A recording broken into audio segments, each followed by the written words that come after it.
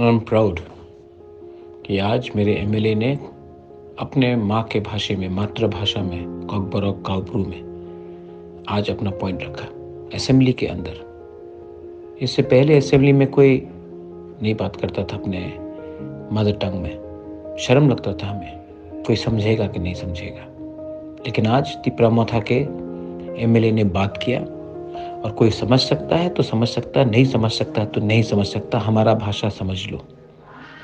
लेकिन हम लोग अपना अब अधिकार मांगेंगे, असेंबली में अंदर मांगेंगे, बाहर भी मांगेंगे। I am very proud of my Motha MLAs. आपने इतिहास बनाया और कभी मत भूलिए, पुइला जाति उलो पार्टी। हम लोग अपने जाति के लिए बात करने आए हैं, सिर्फ पार्टी करने नहीं।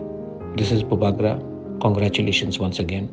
We will not surrender. Belai no hambai.